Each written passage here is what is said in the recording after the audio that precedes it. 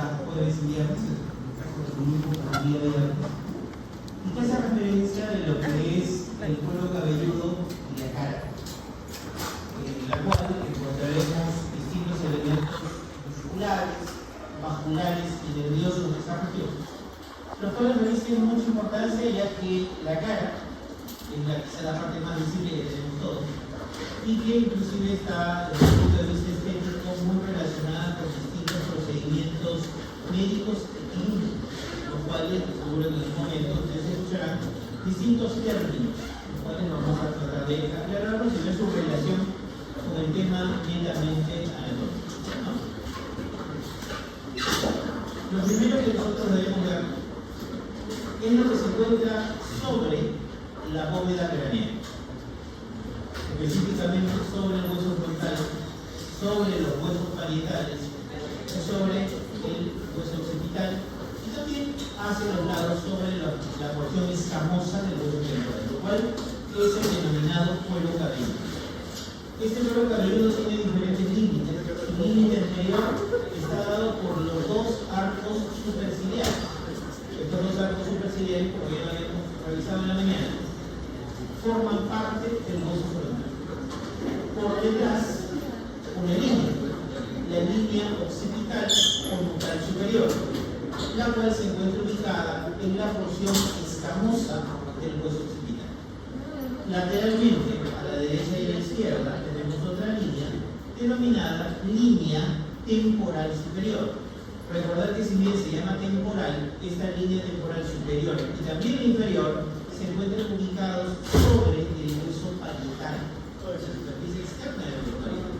Tener en cuenta de que son dos líneas temporales, línea temporal superior, lugar donde se inserta la fascia del músculo temporal, en cambio la línea temporal inferior, donde se inserta el músculo temporal. Estos son los límites del cuero cabelludo. ¿Por qué? Porque debajo de los arcos superciliares hacia abajo, en la cara, desde la línea occipital o nucal superior hacia abajo, la nuca, y desde la línea temporal superior hacia abajo es la fosa temporal, que también lo vamos a revisar el día de hoy. El cuero cabelludo es un conjunto de capas que se encuentran sobre esta región que acabamos de delimitar. Este cuero cabelludo se caracteriza por tener diferentes estratos desde superficie a profundidad, y inclusive se le ha dado siglas como sus capas, que no es otra cosa que las distintas capas que tiene el cuero cabelludo en inglés. La primera capa del cuero cabelludo, ¿cuál es? Es la piel. La piel que característicamente está recubierta por gran cantidad de folículos pilosos, es lo que caracteriza nuestro cuero cabelludo. ¿Qué más? La piel del cuero cabelludo está muy irrigada. Por ello, cuando un paciente tiene un corte, un traumatismo, se le produce una herida en el cuero cabelludo, son lesiones sumamente sangrantes, debido a la gran vascularidad de esta región. La segunda capa del cuero cabelludo, que aparece con letra C, es el tejido celular subcutáneo. Recordad que esta era la segunda capa en distintas regiones anatómicas. Puede ser variable, mayor o menor cantidad. En tercer lugar está la A, que corresponde a la aponeurosis epicraneal, la cual por delante se conecta con el músculo frontal y por detrás con el músculo occipital. Cuarta capa del cuero cabelludo, tejido areolar laxo, una fina capa debajo de la aponeurosis epicraneal que la une de manera muy laxa al cráneo profundo. La última capa del cuero cabelludo, que aparece con letra P, es el periósteo. El tejido está íntimamente adherida a la superficie del hueso. Todos estos elementos son las capas del cuero cabelludo, que es el escal al cual hacemos referencia. Si bien acá la figura nos muestra por capas muy bien diferenciadas, muchas veces es difícil poder hacer esta diferenciación en un paciente, más aún cuando está sangrando. E incluso todas estas capas están muy adheridas entre sí. Y cuando los cortes son profundos a nivel del cuero cabelludo, toda esta capa en bloque puede movilizarse como un colgajo, dejando denudado o descubierto el periósteo, descubierto el hueso, y esas son las que le llamamos las heridas en escala. ¿Por qué? Porque todo el cuero cabelludo sale en bloque. Se hace relaciones. El cuero cabelludo en su parte más profunda, tiene dos músculos, que se llaman músculos frontal y occipital. Algunos los describen de manera aislada, otros lo describen como un músculo diástolo. Por delante, músculo frontal; por detrás, músculo occipital. De ellos, claramente la función, cuando este músculo se contrae, es mucho más notoria en la región frontal que en la región occipital, ya que ahí el cuero cabelludo más o menos cubre el movimiento de la piel. Se le llama músculo digástrico, ¿por qué? Porque por delante el músculo frontal y por detrás el occipital están conectados por la coneurosis epicranial, que era una de las capas del cuero cabelludo. Por eso se le llama músculo digástrico. Un tendón o una aponeurosis en la parte central que termina en músculo adelante, llamado músculo frontal, y que termina por detrás en otro músculo occipital. Recordar que el elemento que los une también le podemos llamar galea aponeurosis. Esos son los músculos que encontramos en el cuero cabelludo. Recordar que los músculos, tanto del cuero cabelludo como los músculos de la cara, tienen el mismo origen embriológico y a su vez tienen la misma inervación, es decir, todo por parte del nervio facial, que es el paro craneal número 7. Asimismo, aquí también encontraremos la ramita auricular posterior, que también es rama del nervio facial. Recordar que en el caso del músculo frontal, este se encarga de elevar las cejas, es decir, unos pliegues verticales a nivel de lo que es la piel de la cara. El cuero cabelludo como tal tiene irrigación e inervación muy variable, y esto se puede identificar de acuerdo a las zonas. Por ejemplo, en el caso de la porción anterior del cuero cabelludo, va a estar inervado por dos ramas que se llaman supratropiar y supraorbital. Ambas ramas de quién son dependencia del quinto 1. Recordar que el trigémino, paro craneal número 5, tiene tres ramificaciones principales. Quinto 1, llamado nervio oftálmico. Quinto 2, llamado nervio maxilar o maxilar superior. Quinto 3, nervio mandibular o maxilar inferior. De ellos, la rama oftálmica o quinto 1 da origen al nervio supratropial y supraorbitario, que son los encargados de inervar la porción anterior del cuero cabelludo. Por detrás, ya no encontraremos al nervio trigémino, sino encontraremos a ramas nerviosas del plexo cervical, específicamente nervio occipital mayor o C2 y el nervio occipital menor o mastoideo, que proviene del plexo cervical. Nervio occipital mayor C2 posterior, nervio mastoideo occipital menor, que proviene de C2, pero específicamente del plexo cervical. Esta es la inervación del cuero cabelludo por detrás. Finalmente, la porción lateral del cuero cabelludo es inervado por los nervios cigomático-temporal, rama del quinto 2, y auriculotemporal, rama del quinto 2. Entonces, como vemos en la imagen, el cuero cabelludo tiene inervación en su mayoría por el nervio trigémino. En su porción anterior, quinto 1, en su porción lateral, ramas de quinto 2 y quinto 3, en su porción posterior, ramas de nervios cervicales, ya sea del plexo cervical superficial, nervio auricular menor o de C2 posterior, nervio occipital. Y de esa manera tenemos la inervación del cuero cabelludo. Importante sobre todo cuando hay que hacer bloqueos para las suturas en una herida del cuero cabelludo. Pero como habíamos indicado, el cuero cabelludo es una zona del cuerpo que tiene una rica inervación. Lesiones en cuero cabelludo sumamente sangrantes. Y si por ahí hay lesión de alguna ramificación de alguno de los distintos vasos del cuero cabelludo, este sangrado puede ser todavía aún mayor. Del mismo modo, lo vamos a dividir en grupos. La porción anterior del cuero cabelludo, ¿por quién será irrigado? Muy similar a lo que ocurría con los nervios. Quinto 1, que daba supratropial supraorbitario, acá será arteria supratropial, arteria supraorbitaria. ¿De dónde se originan estas arterias? De la arteria oftálmica. Recordar, la arteria oftálmica, a su vez, ¿de dónde sale? Carótida interna. La primera rama de la carótida interna, la arteria oftálmica. Esta ingresa a la fosa orbitaria y estando en la fosa orbitaria da origen a la arteria supratraqueal y supratraqueal. Porción posterior, ¿por quién será irrigado? Por la arteria occipital. ¿De dónde se originaba la occipital? Carótida externa. También irrigado por la arteria auricular posterior, la cual también es rama de la carótida externa. Vean ustedes entonces que el cuero cabelludo tiene irrigación por las dos carótidas. En su porción anterior, carótida interna, en su porción posterior, carótida externa. ¿Qué nos falta? La parte lateral, que será irrigado por esta arteria que se llama la arteria temporal superficial. Esta arteria temporal superficial es rama terminal de la carótida externa. Cuando nosotros palpamos el pabellón auricular, por delante está el arco cigomático.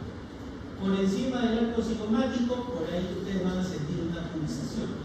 Esa pulsación a quien corresponde a la arteria temporal superficial, la cual es una rama de gran calibre. Si es que esa rama es traumatizada o cortada, el sangrado es sumamente profuso. Miramos esta imagen y debemos tener en cuenta que ya comenzamos a hablar de la cara. Es una decisión que había realizado en el mundo.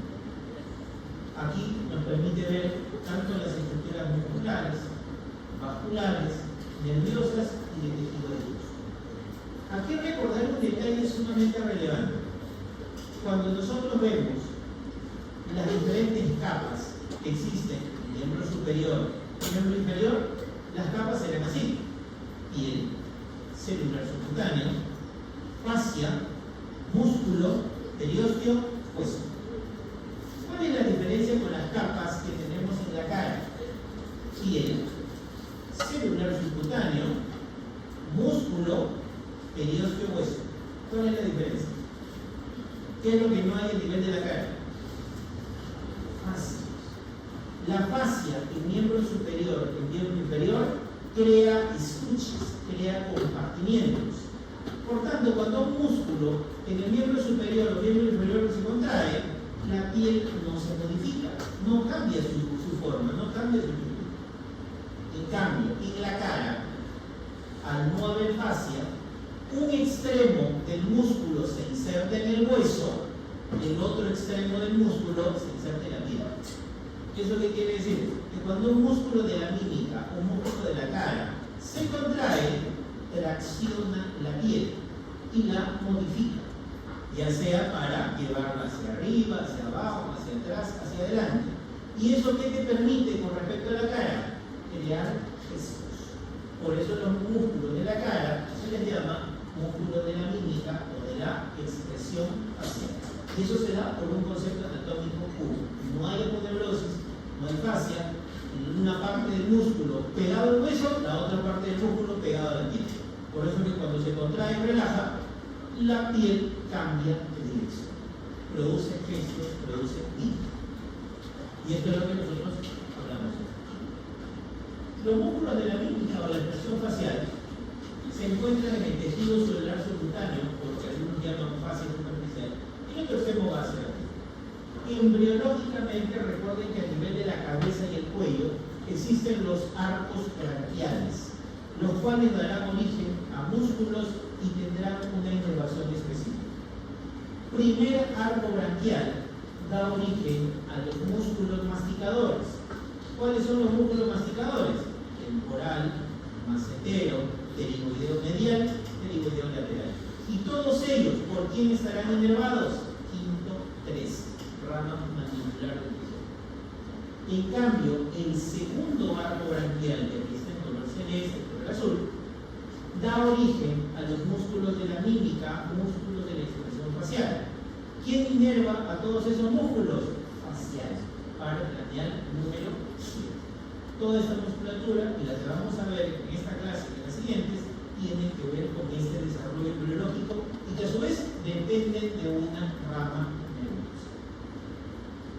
Así como hay topografía en distintas regiones corporales, hombro, brazo, codo, antebrazo, muñeca y mano, a nivel de la cara también hay regiones. Y esto sobre todo nos sirve para poder organizar los diferentes tipos de músculos que existen a nivel de la cara.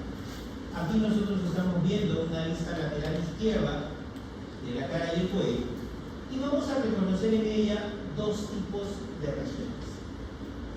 Unas ubicadas en la línea media, por tanto son impares, y otras ubicadas a la derecha y a la izquierda, que son pares. Como habíamos dicho en la mañana, son simétricamente iguales.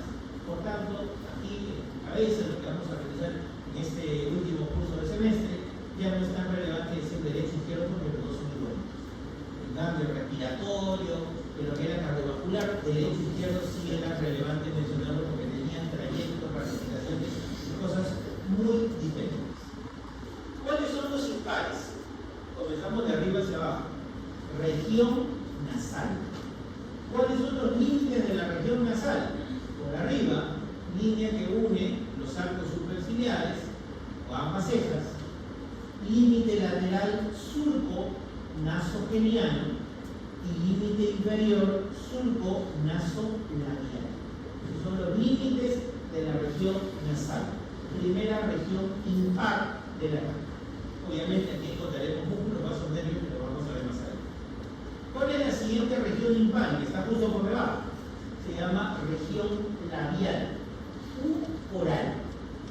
¿Cuáles serán sus límites? Por arriba, surco nasolabial. Por abajo, surco mentolabial. Y a los costados, surco labio-geniano. Son los límites de la región oral uncal. Tercera y última región, que está por debajo de ella, se llama región mentoniana. Límites de la región mentoniana, por arriba, surco mentolabial, por abajo, borde inferior de la mandíbula, y a los costados, prolongación inferior del surco o de la línea labio-geniana. Todos estos corresponden a las tres regiones impares que tienen acá. Pasamos a las pares, que obviamente serán derecha e izquierda. La primera, región orbital. Recuerden que aquí, ¿de qué estaba delimitado? De los cuatro rebordes orbitales, borde superior, inferior, medial, lateral. Que cada uno de ellos estaba constituido por huesos. El borde superior, ¿por qué hueso? Frontal. El borde lateral, ¿por qué huesos? Frontal, cigomático. Borde inferior, ¿por qué huesos? Maxilar, cigomático. Borde medial, ¿por qué huesos? Ahí encontramos el maxilar y un poquito de frontal. Siguiente región, que es quizá la región más alargada. Alargada en sentido superior o vertical. Esta región, que se extiende casi desde el borde inferior de la órbita hasta el borde inferior de la mandíbula, se llama región geniana. Como ustedes ven, tiene un aspecto casi rectangular. Su límite superior, borde inferior de la órbita, su límite inferior, borde inferior de la mandíbula, límite anterior, surco nasogeniano y labiogeniano, y límite posterior, borde inferior del músculo máximo. Recordar que esa región geniana, a su vez, se subdivide en tres, en una porción infraorbitaria, cigomática y finalmente. Finalmente, esta es una porción, una región mucho más profunda y que se encuentra ubicado justo por delante del pabellón auricular. Se llama región masseterina, la cual está delimitado hacia arriba por el arco cigomático, por abajo el borde inferior de la mandíbula, por delante el borde posterior de lo que corresponde a la rama ascendente de la mandíbula y por detrás el borde posterior del massetero. Por detrás de esta región masseterina encontraremos una glándula de secreción salival que se llamará la glándula parásica. Entonces, en base a todas esas regiones que acabamos de describir, vamos a poder organizar los distintos músculos de cada región. Comenzamos aquí por una de las regiones pares, que se llama región orbital. El músculo más representativo, más característico de esta región orbitaria, aquí lo vemos, de manera circunferencial.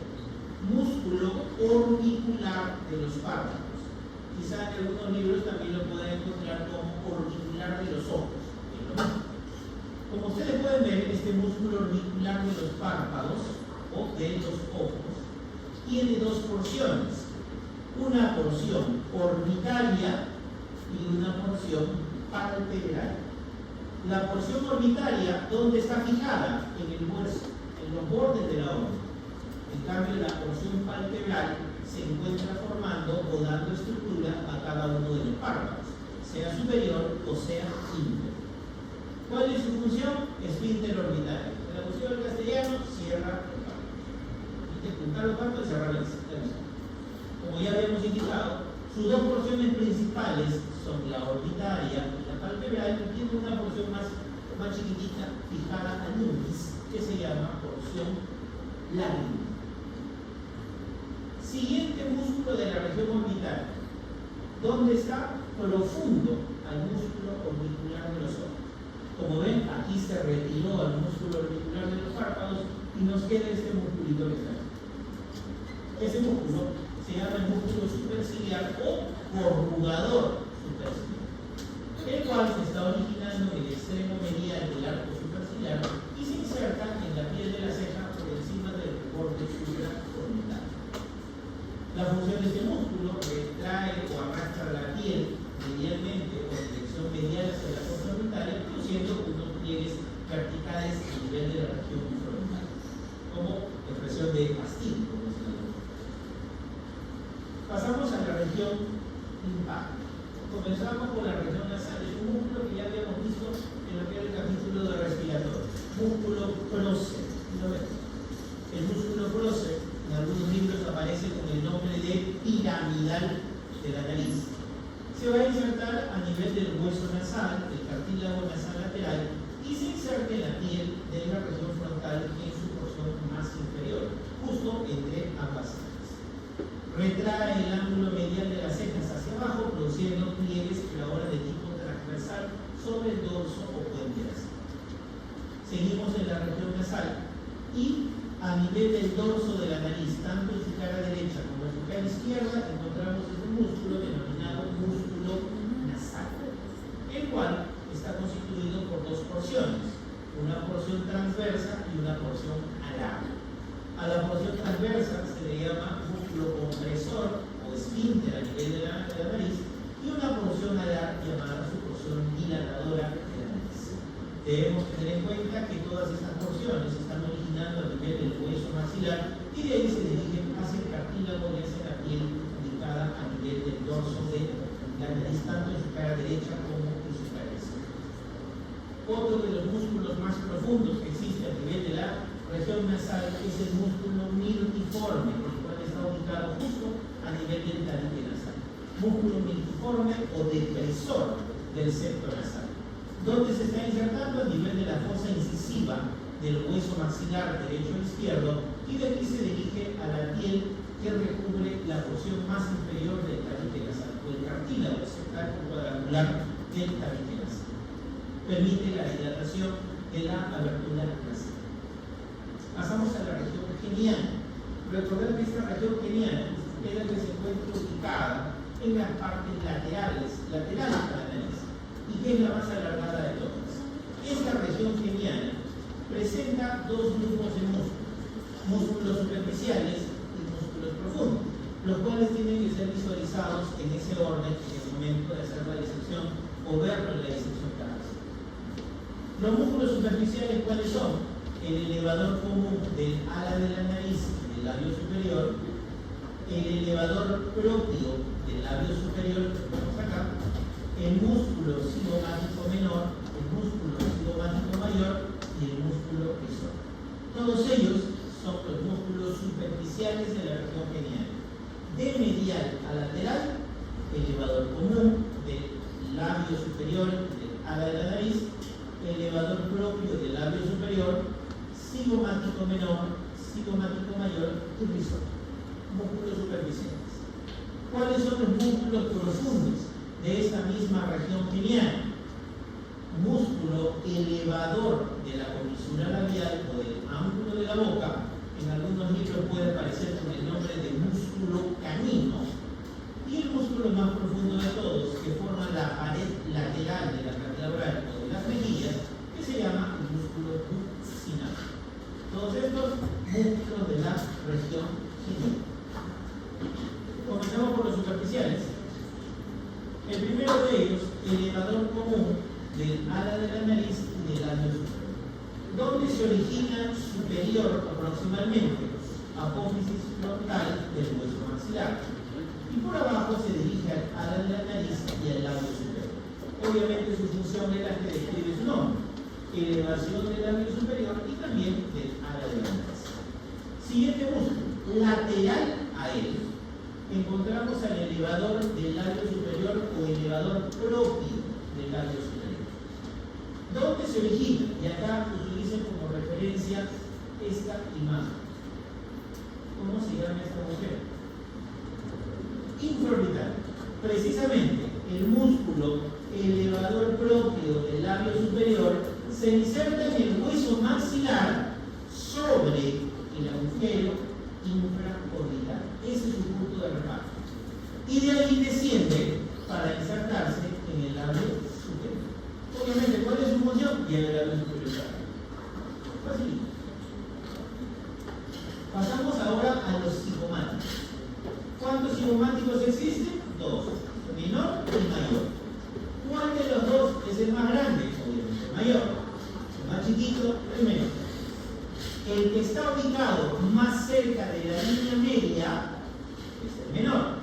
El que está más lejos de la línea media, el mayor. ¿Qué otra característica diferencial debo encontrar aquí? Mientras que el cigomático menor solo va al labio superior, el cigomático mayor va a la comisura labial. Entonces vean, esas son todas las diferencias a tener en cuenta cuando yo quiero poder identificar a los dos cigomáticos y no equivocarme. Tamaño, obviamente el cigomático mayor siempre va a ser más grande. Posición anatómica, el cigomático menor siempre es más medial, el cigomático mayor es más lateral. Y la que quizá es su característica más representativa es donde termina cada cigomático.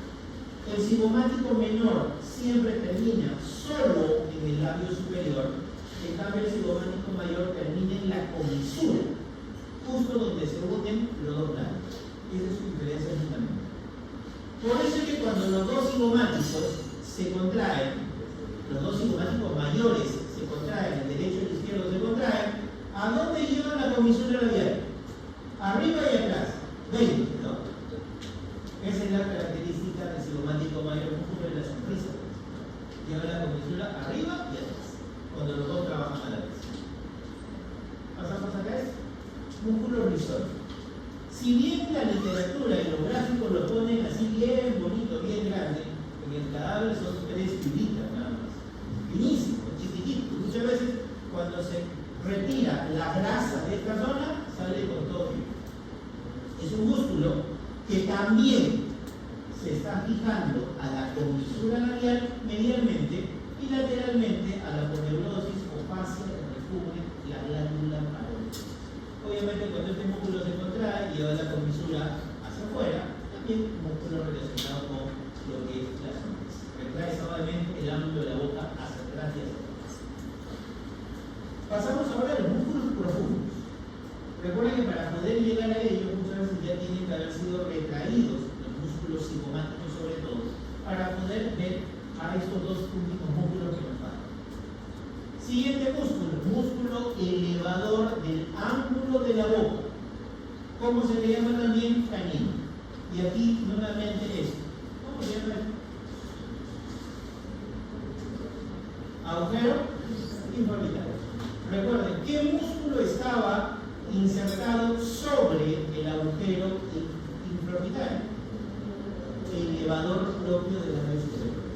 En cambio, el músculo elevador del ángulo de la boca se inserta por debajo del agujero infraorbital.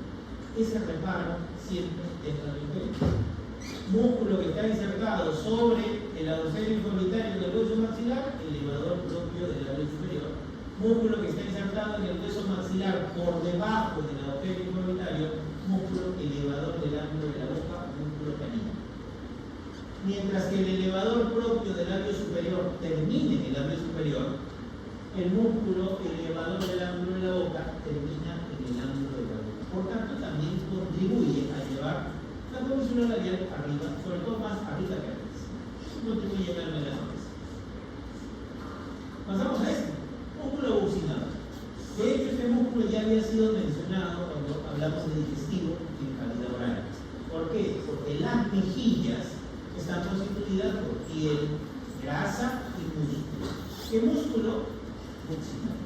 Es el que forma las paredes laterales de la cavidad oral, es el que nos permite soplar o silbar. Esa es la función que tiene el músculo bucinador. Este músculo va a estar fijado en diferentes puntos, es decir, en muchos puntos, como por ejemplo la apófisis alveolar del hueso maxilar frente a los 3 molares de cada lado, rafe pterigo-maxilar, apófisis alveolar de la mandíbula a la altura de los 3 últimos molares, y de allí sus fibras se dirigen hacia adelante para insertarse a nivel de la comisura labial en un punto que se denomina el nodilo. Debemos recordar que esto se continúa a su vez con el labio superior y con el labio inferior. Ya habíamos dicho funciones silbar o soplar. Una característica fundamental: el músculo bucinador siempre es atravesado por un conducto excretorio. ¿Ese conducto excretorio de quién es? De la glándula parótida. ¿Cómo se llama ese conducto excretorio? Facilito le llamamos parótida. Y si queremos el epónimo, ¿cómo se llamaba ese conducto? Esteno. Conducto parotidio de esteno. Y aquí miren, la figura lo vemos ahorita. Este es el conducto parotidio o conducto de esteno, atravesando al músculo bucinador para poder desembocar en el vestíbulo oral a la altura del segundo molar superior.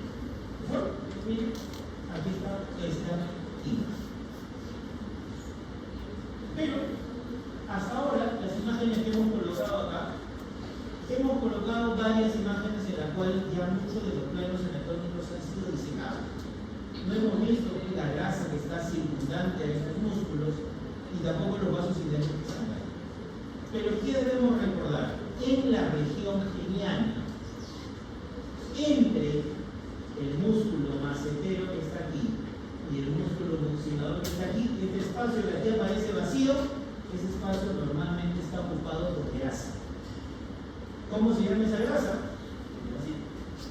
Bola adiposa lucha. Ese es el nombre. ¿Dónde se ubica? Entre el macetero, superficialmente, y músculo bucinador.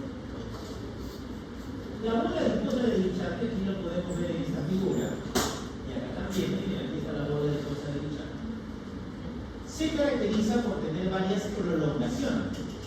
Tiene una prolongación temporal hacia arriba, tiene su porción más evidente entre el músculo macetero y el músculo bucinador, y tiene una prolongación tenido-maxilar hacia arriba. No siempre fue así como ustedes lo están viendo ahora. Esta es la imagen del adulto. Pero la cantidad de tejido adiposo que yo puedo ver aquí es muchísimo mayor en los lactantes. El bebé, ¿ustedes han visto? ¿Cuándo han visto un bebé que tenga los cachetes desinflados? Todos los ranitos son cachetones, ¿por qué? Tienen un montón de grasa en la bola de Bichat. Y eso tiene un objetivo funcional a esa edad. Posterior a ello, la grasa progresivamente se va consumiendo hasta que queda de esas características, que es notablemente menor a lo que existía en la época de la alcohol.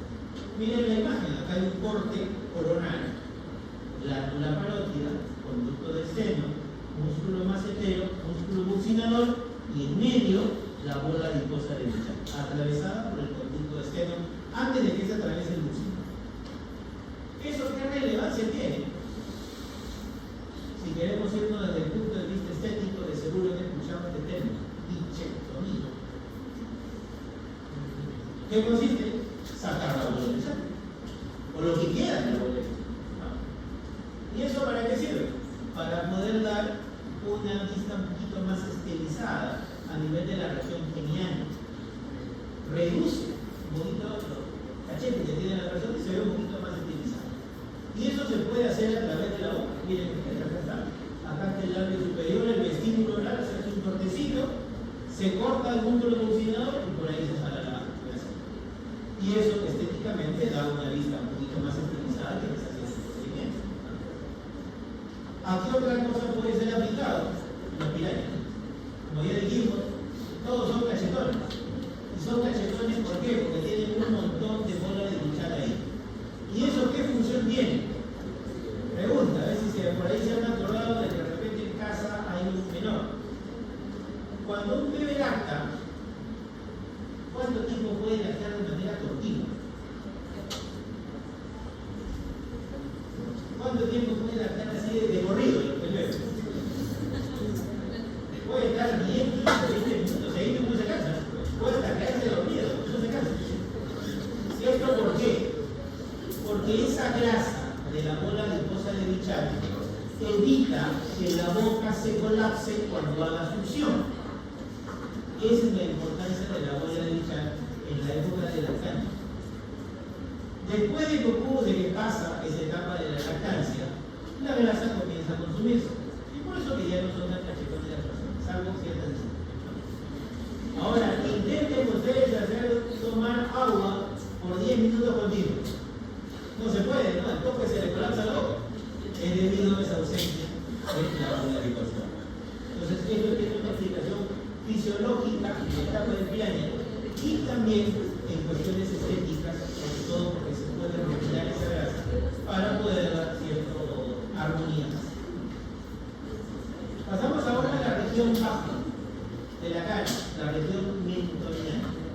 Y acá una recomendación, sobre todo cuando quieren estudiar los músculos de la región peniana, y no solo de manera teórica, sino realmente en la práctica.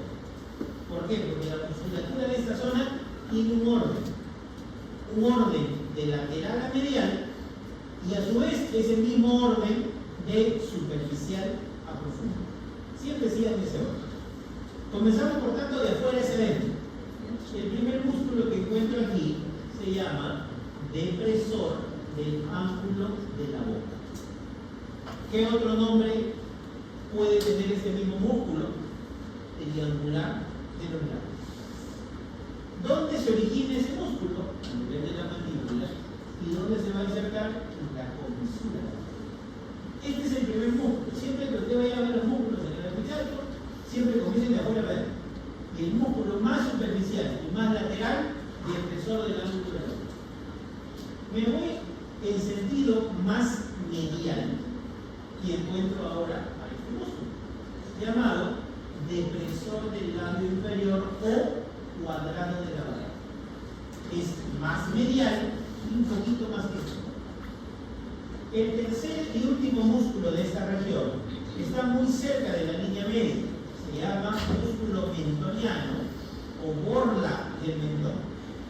Y a su vez es el músculo más profundo de todos, el que está ya literalmente pegado a la hueso. Ese es el orden por el cual ustedes lo visualicen cada uno de sus prácticas. Sigan ese orden. Depresor del ángulo de la boca. Acá está, también. Por abajo se va a insertar a nivel de la línea obliqua de la mandíbula y por arriba ángulo de la boca.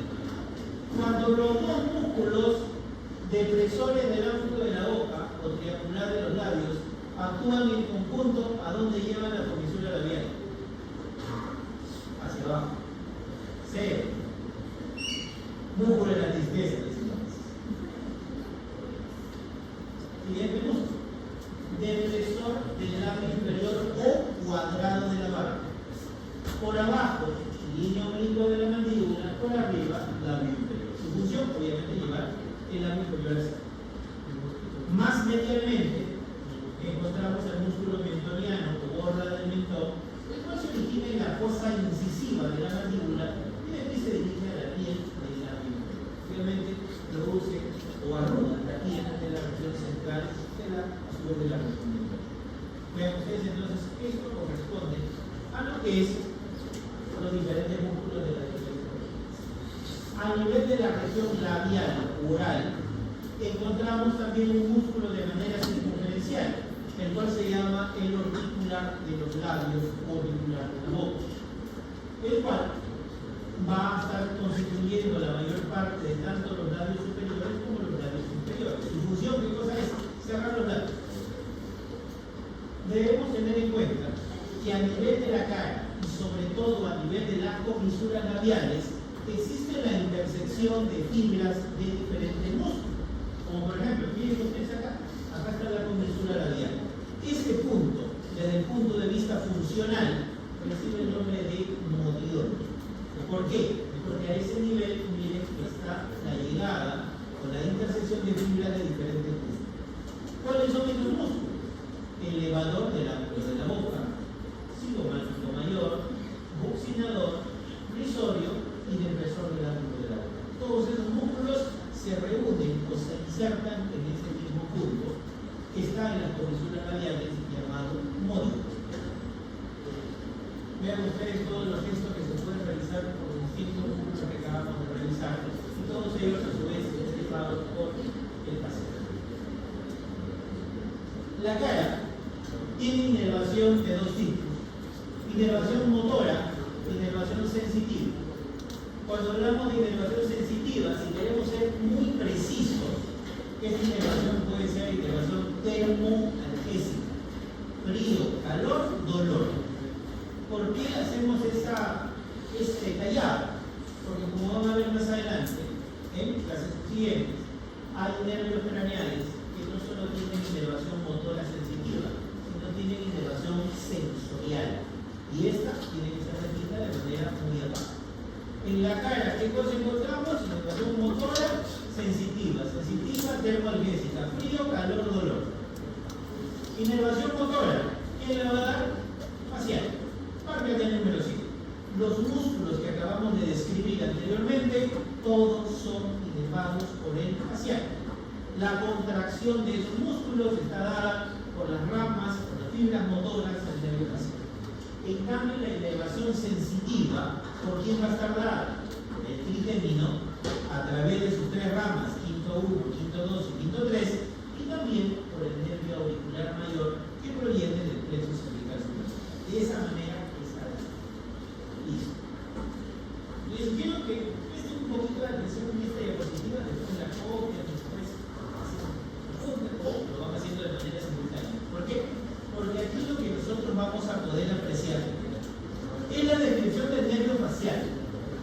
Si bien hasta ahora hemos reconocido en el facial que se trata de darle inervación a los músculos de la cara, el facial es mucho más que eso.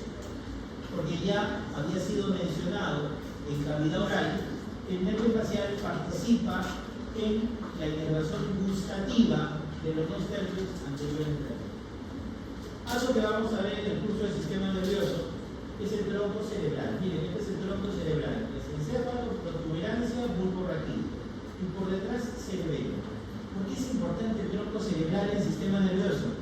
Porque de ahí salen los pares craneales. Por eso que cada vez que ustedes vayan a hablar de pares craneales, excepto el 1 y el 2, siempre van a mencionar al tronco cerebral y a un punto específico. Por eso es la primera imagen del libro. El nervio facial nace de un punto específico del tronco cerebral. ¿Cómo se llama? Se llama la fosita lateral del muslo o fosita supraolivar. De ahí específicamente sale el nervio facial. El nervio facial sale así, a través de dos raíces. Una raíz amplia y grande, que es el nervio facial propiamente dicho, y que tiene una particularidad. A esa altura, aquí, solo tiene fibras motoras. Por tanto, todas las fibras que están dentro de este paquete inicial solo tienen músculos. En cambio, la otra ramita que está al costadito, más pequeña, se llama sepimovis o nervio intermediario de raíz. Muchos dicen la rama sensitiva entre comillas, del facial. ¿Por qué? Porque por este nervio intermediario de Reisberg pasan fibras gustativas que permiten percibir sabores y también pasan fibras neurovegetativas parasimpáticas. ¿Para quién? Para la glándula submaxilar, para la glándula sublingual, para la glándula lagrimal y para las glándulas en la boca y en la fosa nasal, para que produzcan secreción. Eso pasa por esta ramita accesoria. Inicialmente las dos están separadas y de aquí, ¿qué va a suceder? Van a atravesar la base del cráneo. Específicamente, ¿qué parte? El peñasco del temporal. Y es así que el nervio facial se divide en porciones. Aquí lo hemos colocado. ¿Cómo se llaman esas porciones? Intrapetrosa, extrapetrosa. Recordamos lo que hicimos en la mañana. ¿Qué hueso del cráneo tiene porción petrosa? ¿Qué hueso? Temporal. ¿Qué quiere decir? Que el facial, antes de llegar a la cara, tiene un trayecto dentro del hueso temporal. Y a esa porción del facial que está dentro del temporal se le llama porción intrapetrosa o intrapetrosa. Cuando el facial sale de la porción petrosa y ya lo voy a encontrar en la cara, le llamamos su porción extrapetrosa. Listo. Esa es la primera parte que tenemos. A su vez, para que el nervio facial y su ramita accesoria puedan entrar a la porción petrosa del hueso temporal, vamos a utilizar un conducto. ¿Cómo se llama ese conducto? Conducto auditivo interno. ¿Qué elementos pasan por el conducto auditivo interno? 7 bis, 8, arteria auditiva interna. Por ahí, ese es el agujero que utiliza el nervio facial para meterse a la porción petrosa del temporal. Pero ¿qué sucede? Dentro del hueso temporal, el nervio facial tiene un conducto exclusivo para él. ¿Cómo se le llama? Acueducto del facial, si no queremos utilizar epónimos, pero si queremos utilizar el epónimo clásico de esta zona, se llama acueducto del falopio. Cuando ustedes escuchen acueducto del falopio o acueducto del facial, ¿qué cosa es? Es el conducto exclusivo para el nervio facial que está dentro de la porción petrosa del temporal. Miren la fotito. El acueducto del falopio es horizontal. ¿Es vertical? Tiene su curvita. Dos curvitas, y ya vamos a ver por qué es. ¿Dónde termina ese acueducto de falopio? Termina en un orificio que se llama el agujero estilomastoideo. Y ahí está lo que también dijimos hoy en la mañana. ¿Cuál es la importancia del agujero estilomastoideo? Por ahí sale el nervio facial. Entonces, miren, todo este tramo es porción petrosa y así va avanzando por su camino. Y seguimos avanzando. El acueducto de falopio, o del facial, a su vez tiene porciones. Una porción laberíntica. ¿Por qué? Porque está cerca del oído interno. Y al oído interno también se le llama laberíntico. Por eso se llama porción laberíntica. Una segunda porción timpánica. ¿Por qué? Porque al oído medio también se le llama caja timpánica. Y una tercera porción estiloidea, porque está adyacente a la apófisis estiloides del hueso temporal. Así se subdividen estas porciones. ¿Para qué lo divide así? De cada porción salen ramas. Y una rama específica. ¿No lo decía? Chequenme. Es un poquito clarito, pero te da todo el paciente. Ahí está mi paciente. El facial se metió por el conducto auditivo interno, se metió en el acueducto de falopio y salió por el agujero estilomastoideo. Siguiendo las curvitas del acueducto. ¿Qué pasó con el intermediario de Breifer? Eso. ¿Qué le pasó?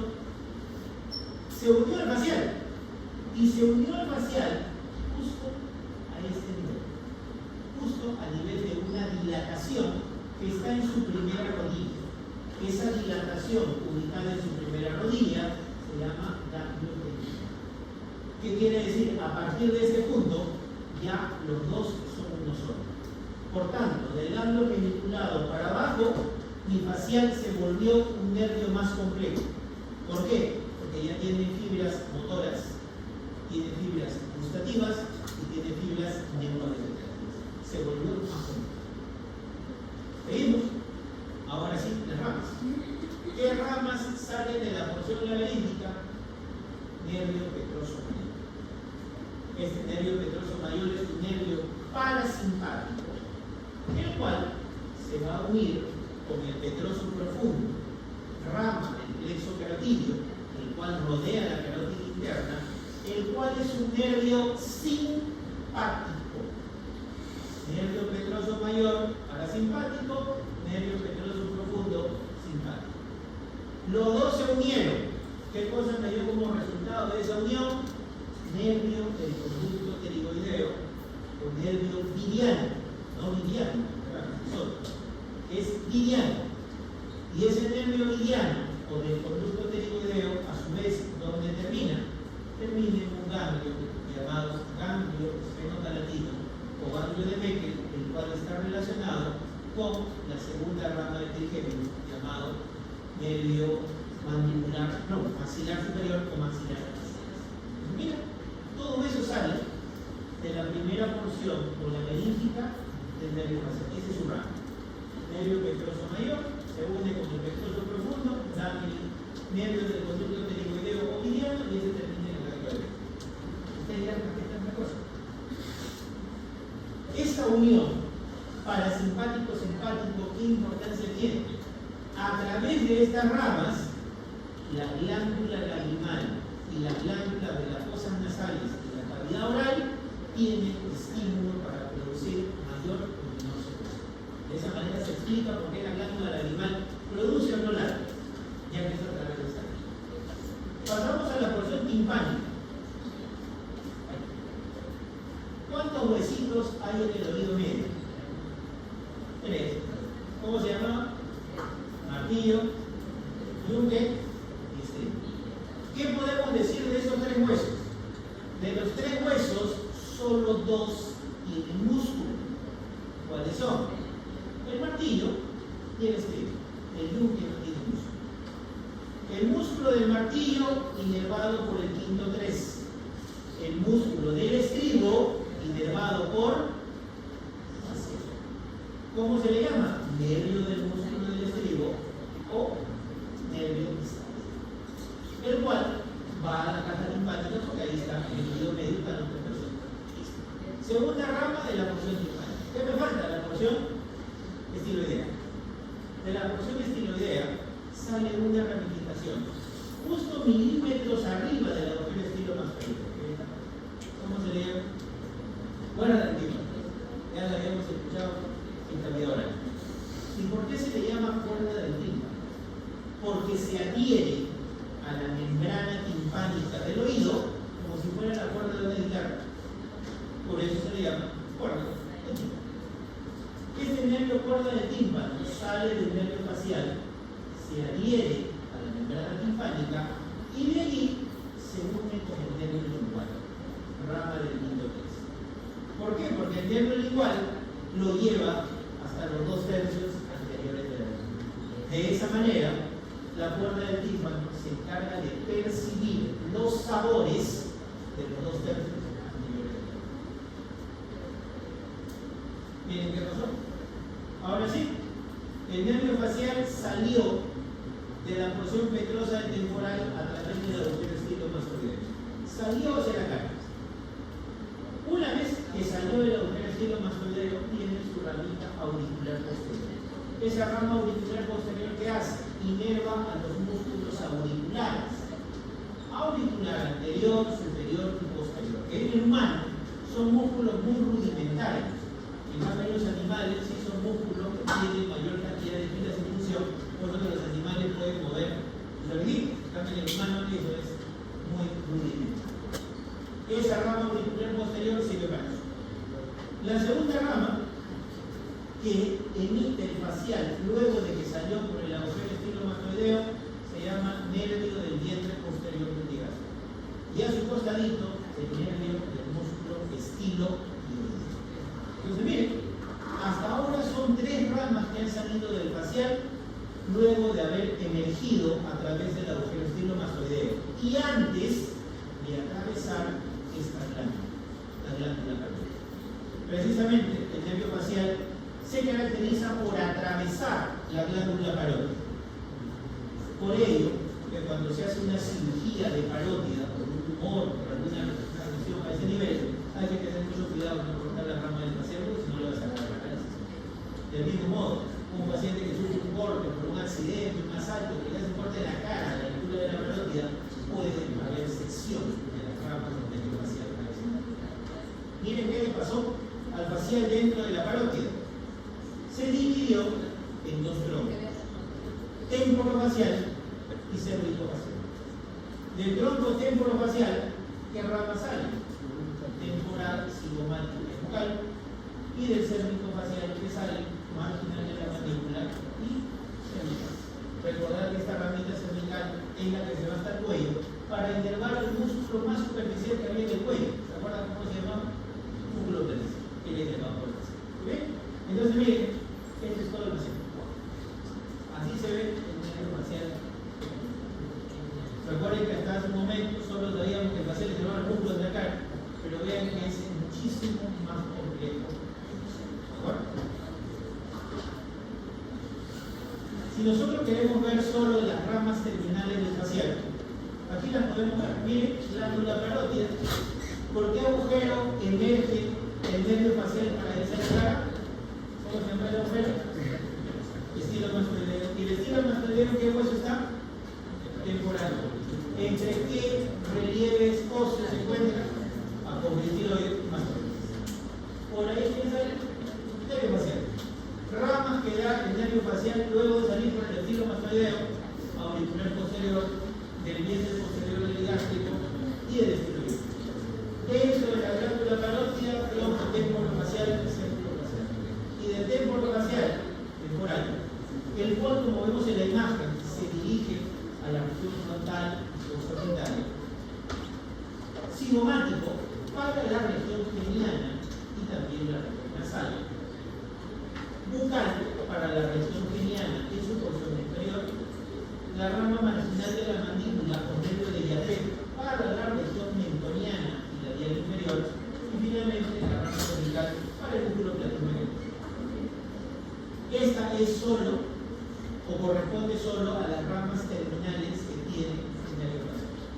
Recuerden que estos muchos libros, que lo vamos a ver en la diapositiva que viene, dicen que esto es como si fuera la mano, de esta manera. Temporal, cigomática, bucal, marginal de la mandíbula y cervical. Miren acá las diferentes ramas del facial y aquí lo que habíamos mencionado hace un momento. Esto es un corte transversal de la glándula parótida y vean cómo el nervio facial la atraviesa completamente. Por ello, tumores o traumatismos a nivel de la glándula parótida pueden comprometer las ramas del nervio facial. Por tanto, su función. Y acá lo que les decía. La mano, los 5 dedos de la mano, que a su vez asociado con las ramas que tiene el nervio facial en su porción terminal a nivel de la cara. Temporal, cigomática, bucal, marginal de la mandíbula y cervical. De hecho, en algún momento habrán escuchado este término, análisis facial, el cual nos habla de una alteración de la función del nervio facial, ya sea en todo su recorrido o en su porción terminal. La imagen nos muestra claramente dos cosas. Existen dos tipos de parálisis facial. Una parálisis facial central y una parálisis facial periférica. ¿Cuál es la diferencia? En la parálisis facial central, lo que se afecta es el sistema nervioso central, específicamente a nivel de las áreas corticales motoras y también a través de lo que es la cápsula interna de fibras que descienden de la corteza. Al ocurrir esto, ¿qué es lo que va a ocasionar? Va a ocasionar que haya una disfunción total del nervio facial en las dos semicáreas, tanto en la porción superior como en la porción inferior. Es decir, hay una parálisis completa de toda la cara, tanto la frente, región orbitaria, región craniana y región mentoniana. En cambio, en una parálisis facial periférica es cuando se altera el nervio en su recorrido. Es decir, imagínate que un paciente tiene una fractura del peñasco del temporal y esa fractura cortó el nervio facial. A eso se le llamaría una lesión o una parálisis facial periférica. ¿Cuál es la diferencia? Al ser una parálisis facial periférica, solo se compromete del párpado inferior hacia abajo y se mantiene normal la inervación de la región frontal. ¿Por qué? Porque la región frontal recibe inervación motora de los dos hemisferios cerebrales. Si hay una lesión central, se afecta todo el hemisferio cerebral, por tanto, parálisis completa. completa. Miren, esta es la imagen de una parálisis facial periférica o parálisis de Bell, en la cual es la más conocida, que puede ser por inflamación, puede ser por traumatismo, puede ser hasta por una infección viral, lo cual edematiza el nervio y hace que la conducción nerviosa sea muy alterada. ¿Qué es lo que ocurre en el paciente que tiene parálisis facial periférica? Primero, que la piel de la frente, la musculatura de la frente no se afecta, solo del párpado inferior trabaja. ¿Qué más? Alteración en el cierre de los párpados. Tú le dices al señor, cierra los párpados, no lo puede hacer. En el lado sano sí se puede hacer, en el lado enfermo permanecen los dos párpados separados. Y al permanecer los dos párpados separados, las lágrimas pueden pasar hacia la superficie de la piel de la mano. ¿Qué más? Vean ustedes los surcos. El surco nasogeniano en el lado enfermo desaparece completamente. ¿Qué más podemos encontrar? Una desviación de la comisura labial y a través de ella la salida de la saliva. Si hay una alteración del músculo bucinador, tú le pides al paciente soplar o silbar y no lo va a poder hacer en el lado que se encuentra afecto o comprometido. Ahora, existen diferentes causas que pueden llevar a lo que es la parálisis facial y también diferentes niveles de lesión. ¿Qué pasa si el nervio facial se lesiona justo cuando salió por el agujero estilomastoideo? ¿Qué es lo que va a provocar? Parálisis de los músculos de la mímica o de la expresión facial. En cambio, si es proximal a la cuerda del tímpano, ¿qué cosa produce? Obviamente parálisis facial y a su vez alteración en la salivación de la glándula submaxilar y sublingual y también alteración en la sensibilidad o la percepción de los sabores de los dos términos anteriores de la lengua. Si me voy más atrás todavía, a la altura del nervio del músculo del estribo, el músculo escapédico, antes que salga el músculo del estribo, parálisis de los músculos de la expresión facial, disminución de la producción de saliva en la glándula submaxilar y sublingual, alteración en la percepción de los sabores de los dos términos anteriores de la lengua y vamos a encontrar hiperacusia. El músculo del estribo se encarga de regular la cantidad de presión que pasa de la onda sonora desde el oído medio hasta el oído interno. Cuando hay una parálisis de este músculo del estribo, el paciente percibe los sonidos a una intensidad mucho mayor a lo habitual. Eso se llama hiperacusia. Traducción al castellano, le subieron el volumen al paciente.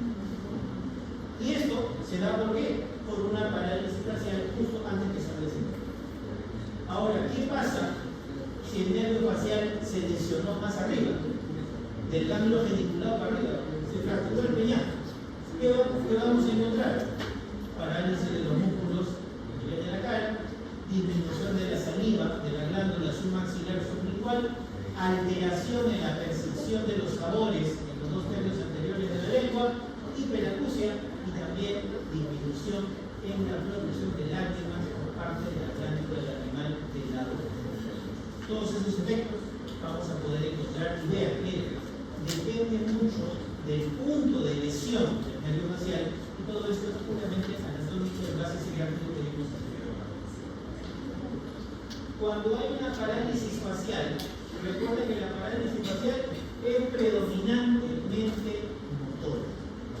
Si un paciente tiene parálisis facial derecha y tú le peñicas la cara en el lado paralizado, pregunta, ¿le duele o no le duele? El paciente tiene acá todos los músculos del lado derecho paralizados. Tú le peñicas, ¿le duele o no le duele? Sí le duele. ¿Por qué? Porque la piel de la cara, ¿por qué no está inervado?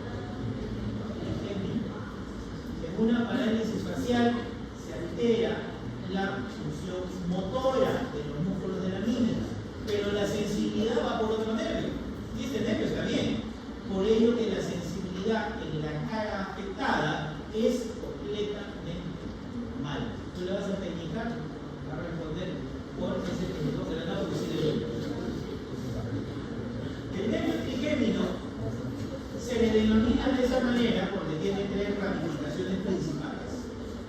Y ese trigémino, quinto par craneal, se forma gracias a un ganglio.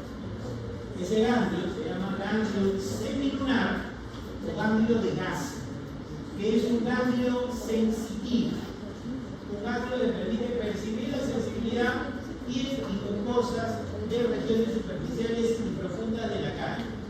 Ese ganglio semilunar o de Gaser se ubica en la impresión de Gaser a nivel de lo que es el vértice del peñasco temporal, y a partir de él se van a formar sus tres ramificaciones principales. ¿Cuáles son? Quinto 1, nervio oftálmico. Quinto 2, nervio maxilar o maxilar superior. Quinto 3, nervio maxilar inferior o mandíbula. Así se subdivide el gas. Y como hemos visto en la mañana, cada una de esas ramas principales pasa por un lugar, una hendidura, una fisura, un agujero característico. Por ejemplo, el quinto 1, ¿por dónde pasaba? Fisura orbitaria superior o hendidura superior. Quinto 2, ¿por dónde pasaba? Agujero redondo o redondo mayor. Quinto 3, ¿por dónde pasaba? Oval. Agujero oval. Cada uno de ellos tiene un agujero específico. ¿Se ve los huesos cráneos? Se ve completamente. Inclusive esas ramas también las podemos visualizar a nivel dental, sobre todo lo que ya se les ha hecho la resección del cerebro. Por arriba pueden ver esto de una manera muy clara. Algo a tener en cuenta. De las tres ramas del trigémino que acá hemos visto, y esto también lo vamos a mencionar en la siguiente teoría del día sábado, el trigémino es un nervio mixto, motor y sensitivo, pero es predominantemente sensitivo que motor. Si queremos llevarlo a estas tres ramas, quinto 1, puramente sensitivo. Quinto 2, igual, sensitivo. En cambio, el quinto 3, mixto, motor y sensitivo.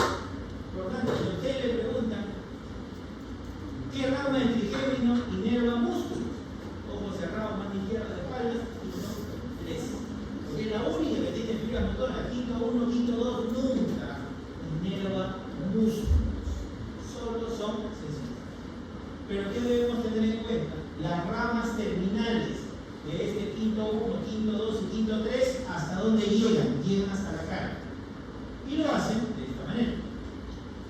El quinto 1, ¿de qué se encarga? Se encarga de llevar la piel del cuero cabelludo hasta el vértex, la región frontal, región superciliar, margen superior de cada una de las órbitas, párpado superior, dorso de nariz, punta de nariz. Todo el territorio que hemos señalado en color verde es el territorio cutáneo o sensitivo del quinto 1, a través de sus ramas terminales. Quinto 2, ahí lo vemos en color naranja.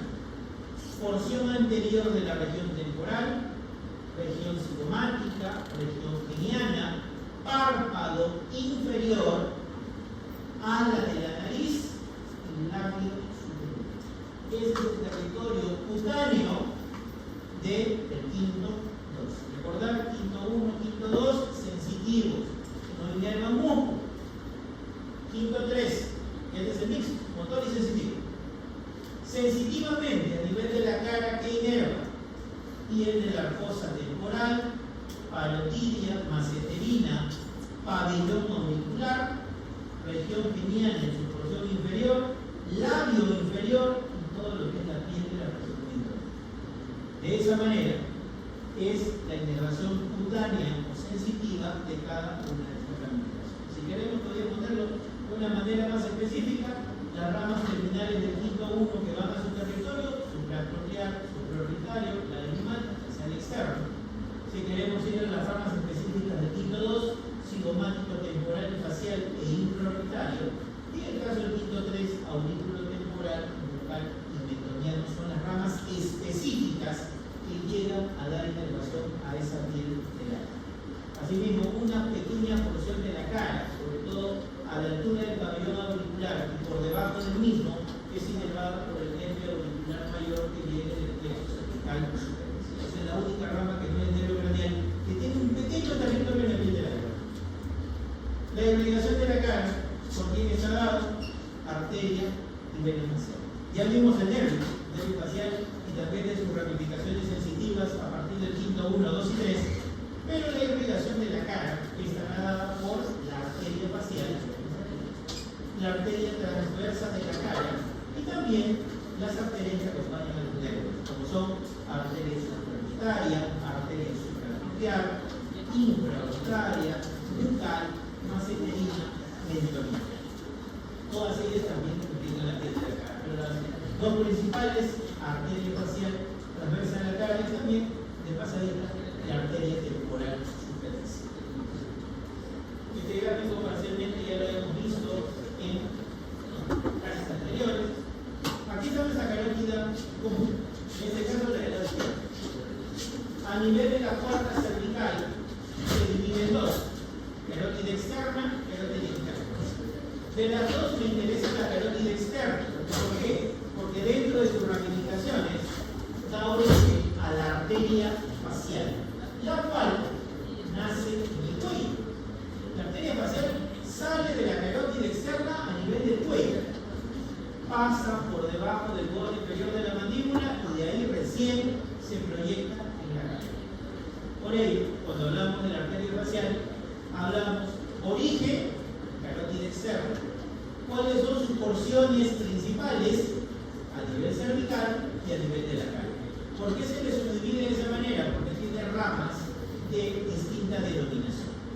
Algo a tener en cuenta: ¿qué les llama la atención de la arteria facial que se vio grafizada en la imagen? Tortuosa, ¿no? ¿Y por qué tortuosa la facial? ¿Vale? Porque esa arteria se estira. Recuerden que esta arteria está muy adherida al borde de la comisura labial. La comisura labial abre y cierra constantemente. Si fuera una arteria rectilínea, con cada apertura de la cavidad oral y con cada bostezo, ¿qué pasaría? Se rompería la arteria. Pero al tener un trayecto tortuoso como un resorte, le permite poder ampliar. Algo que ocurre también con la arteria esplénica. Cuando el estómago se llena, el vaso termina más lateral, cuando la esplénica también le permite el estiramiento. Y algo similar a la arteria uterina, que crece de manera muy significativa, acompañando al crecimiento del útero durante la gestación. Esas son las tres arterias que nuestro cuerpo tiene un trayecto sumamente tortuoso. Estas son porciones: porción cervical y en la cara. ¿Cuáles son las ramas que salen de la facial a nivel cervical? La primera, arteria palatina inferior o ascendente, que irriga el paladar blando. Segunda rama, arteria tonsilar. ¿Esa arteria qué cosa irriga? La amígdala palatina. Una es la palatina inferior o ascendente y la arteria tonsilar, arteria de la amígdala palatina. Siguiente arteria, pterigoidea, para dar irrigación al músculo pterigoideo medial. Siguiente arteria, arteria de la glándula submaxilar. Siguiente arteria y última de la región cervical, arteria submental. Todas esas ramas, ¿qué cosas son? Son las ramas de la porción cervical de la arteria facial. Palatina inferior, tonsilar, pterigoidea, de la glándula submaxilar y submental. Después, todas las que dan para arriba son ramas netamente en la cara. ¿Cuáles son esas ramas? La primera, macetero inferior, irriga al músculo macetero, hace la línea media, arteria labial inferior. Algunos libros le llaman así, coronaria inferior, también es lo mismo. Si hay una labial inferior, habrá una labial superior, las cuales, labial superior y labial inferior, se anastomosan con la contralateral. De esa manera forman un circuito vascular tanto en el labio superior como en el labio inferior. Siguiente rama, arteria nasal lateral. Y finalmente, la rama terminal de la arteria facial recibe el nombre de arteria angular. Esta arteria angular, a su vez, se anastomosa con la arteria dorsal de la nariz, rama de la oftalmica, y es a su vez ¿Qué quiere decir? Que a nivel del ángulo interno del ojo, las dos carótidas en el cuello se habían separado, a nivel del ángulo interno, las dos se vuelven a través de la unión de la arteria angular, rama de la facial, con la dorsal de la nariz, rama oftálmica de la carótida interna. Punto en el cual los dos cilíndricos se vuelven a unir. Acá nosotros podemos ver las distintas ramas a las cuales podemos agregar a lo que es la irrigación de la arteria facial, que sería pues, la arteria transversa de la cara, rama de la temporal superficial, arteria supraorbitaria y supratropial, rama oftálmica, rama palpebral de la arteria lagrimal, que es oftálmica, dorsal de la nariz, también rama oftálmica, cigomática temporal y cigomático facial, rama de lagrimal, arteria infraorbitaria, rama de la arteria maxilar, arteria bucal, también rama de la arteria maxilar, y finalmente la arteria metoniana, rama de la alveolar inferior, y a su vez también sale de la maxilar. Todas estas ramificaciones también contribuyen a irrigar la cara, adicionalmente a las ramas de la arteria facial. El drenaje venoso de la cara está dado por dos sistemas vasculares. Uno de ellos, que está más cerca de la línea media, se llama la vena facial, y el segundo, la vena rectomandibular. Son los dos elementos que recogen el drenaje venoso de la cara. Comenzamos con el más importante, y es el que vamos a poder ver de una manera mucho más clara y característica de la descripción cadavérica, que es la vena facial. Recuerden que mientras una arteria tiene origen y tiene ramas, las venas tienen formantes, tributarias y desertarias. ¿Qué venas se tienen que unir para dar origen a la facial? La vena supraorbitaria y la vena supraclavicular. Las dos se unen y forman la vena facial. Mientras que la arteria facial era tortuosa y bien cerca de la línea media, la vena facial es rectilínea y siempre es más lateral, no está pegada a la comisura. Esa es una diferencia fundamental a tener en cuenta, sobre todo al momento de visualizarlo a nivel del cara. Recordar que esta vena facial, en su trayecto descendente, se va a unir con la división anterior de la vena retromandibular, las dos puntas forman un tronco común de la vena facial, y todo esto a donde desemboca en la vena titular. Nuevamente el recorrido. Se unen por la unión de supratropial supraorbitaria, rectilínea y lejos de la línea media, se une a la división anterior de la vena retromandibular y todo esto desemboca a nivel de la vena facial. Aquí vemos la vena facial, vean ustedes que esta vena facial se conecta a través de diferentes vasos colaterales con elementos profundos, como por ejemplo el seno cavernoso y el plexo venoso periférico, a través de las venas oftálmicas. Vean ustedes cómo la vena facial, a través de la vena oftálmica superior y vena oftálmica inferior, se comunica con el seno cavernoso. Entonces el seno cavernoso, y eso lo vamos a ver en el sistema nervioso. El seno cavernoso es un conglomerado vascular que está a la derecha y a la izquierda de la encía turca. Rodea a la carótida interna y también se relaciona muy estrechamente con nervios craneales. Tercero, cuarto, quinto uno y sexto par. ¿Cuál es la importancia de este seno cavernoso? Este seno cavernoso debe mantenerse estéril, debe mantenerse sin contaminación, porque si no puede provocar una trombosis, una tromboflebitis, que puede ser mortal. Se describe en la literatura clásica anatómica el triángulo de la muerte a nivel de la cara, el cual estaba delimitado por el surco nasoperiano derecho, surco nasoperiano izquierdo y surco labio nasal o nasolabial. Ese triángulo de la muerte, ¿qué se decía? Si alguien tiene una infección a ese nivel o hay un traumatismo severo a ese nivel, la sangre contaminada o con coágulos iba por las venas oftálmica superior y oftálmica inferior, producía una trombosis e infección del seno cavernoso, chao paciente. Por ello, a esa zona se le llamaba el triángulo de la muerte, debido a esa infección. Obviamente ahora, con la antibiotecterapia y todos los métodos de asepsia, antisepsia y de cuidados, se evita que esa contaminación pueda llegar a un plano profundo y cortar la infección de manera rápida. Eso, siglos atrás, obviamente no se podía hacer. Por eso le llaman triángulo de la luz. Así como hay esa comunicación con los senos cavernosos, también lo hay con el plexo pterigoideo. Ese plexo pterigoideo lo vamos a tratar el día sábado, es lo que es la fosa pterigomaxilar, fosa cerebral. Y para finalizar, la vena retromandibular. Recordemos algo: carótida externa, arteria carótida externa. ¿Cuáles son las ramas colaterales de la carótida externa? Tiroidea superior, lingual, facial, occipital, auricular posterior, faringia ascendente. Todas ellas ramas colaterales. Pero las ramas terminales de la arteria carótida externa son dos: temporal superficial y arteria maxilar o maxilar interna. Y esa maxilar interna, que tiene nada más y nada menos que 17 ramas, la vamos a ver el día sábado, en la fosa cigomática, en la mesistérico maxilar también. Es sencillo.